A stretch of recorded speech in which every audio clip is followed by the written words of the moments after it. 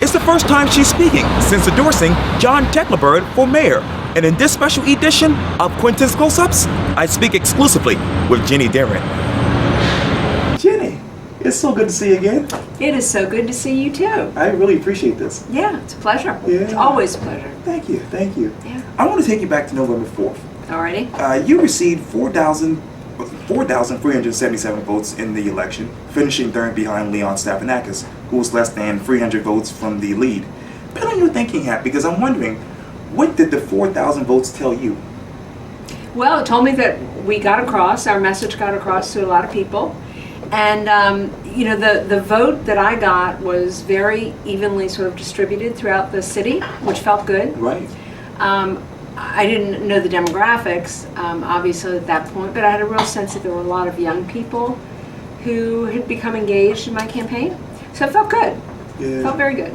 Let's recreate the scene, because unfortunately you didn't become mayor of Charleston, Right. that is. Did not work out exactly how I thought it was going to work out, but that's okay. It worked out really well for the city, and that's what was always important, is that we get someone who would be good to lead our city at this most important time. Speaking of which, it is now John Tecklenburg. Yes. And I want to recreate the scene, because you were standing next to him at his house in West Ashley for a press conference, and you basically endorsed him. Yeah. And you basically said this too: when decisions need to be made, we're not going to have to worry about backroom deals, because John is going to make decisions based on what's in the best interests of his citizens, because he has high integrity. Put it back on your memory hat and tell me, when did you realize that you had to endorse John Tecklenburg for mayor? Well, I was, as hard as you are running as an individual, Right. which I ran very hard. I ran to win. I really put myself out there.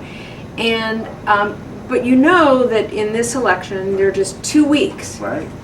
And we knew there was going to be a runoff. Right.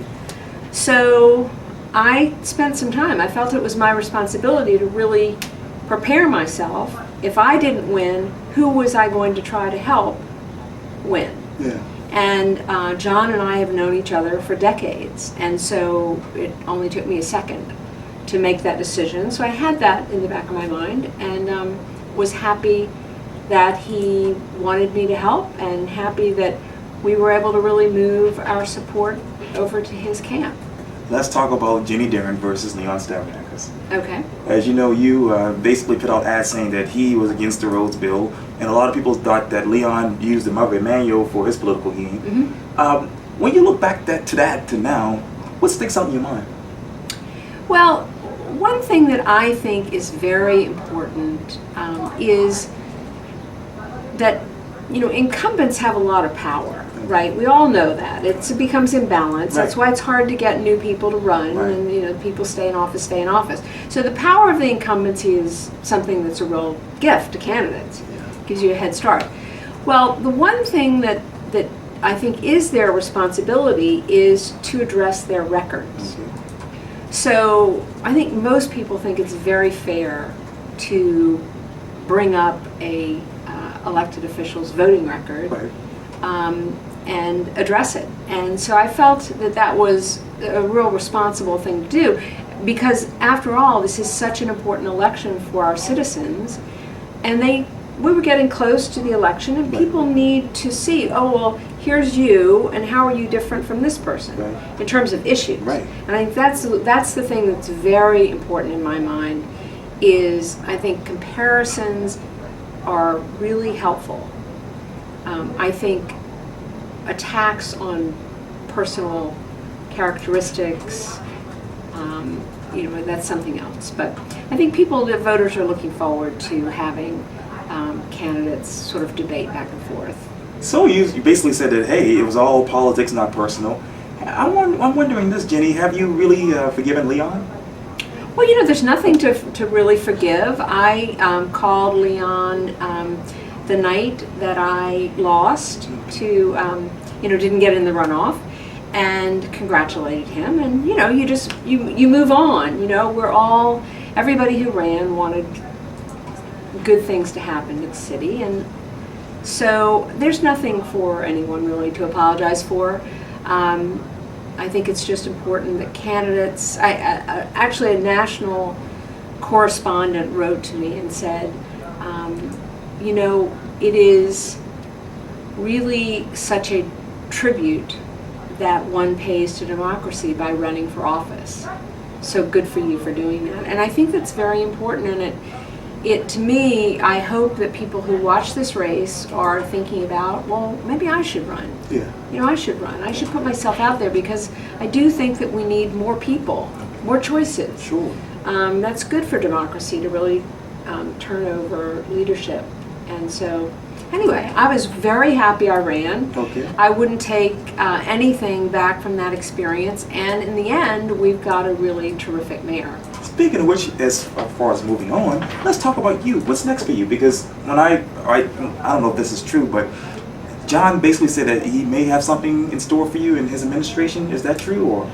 You know, I haven't talked to John at all about that. I don't know what I will do next. I want to take a little time to think about that, because it's very important, you know, how you're going to kind of spend your years and your effort. And so I'm not sure. I mean, I am a nonprofit person. Right. I've done a lot of work in the nonprofit arena, so what I guess the only thing I'm sure of is I won't be leaving Charleston, and I will work in some way to work with others to make our city an even greater city. And politically, I mean, there are a lot of races coming up. House of Representatives, State Senate. Will you participate in that? I will not. Only to help others. Okay. Only to encourage others to run and to help people in their campaigns as I can, and just be an advocate for the political process. Okay. As for me, I'm not going to run again. I think I've done that. I'm happy I did it. Okay. I'm very interested in getting more young people to run, more women to run, more minorities to run. I think we have not enough diverse voices at the table, and I think we make better decisions when we have people around the table who have different life experiences and come from different perspectives. So so I expect to continue to be involved in politics and in community activities. That's awesome. That is awesome. Well, Ginny Deerin, it's always good talking to you. Thank you so much. And thank you very much for what you do. You know, it's a real gift to be able to give to the community interviews with people where they have more than 30 seconds to say something. That's what I'm trying to tell people. So thank you very much for what you do. Anytime. Love doing this. Yeah. Thank you. Thank you.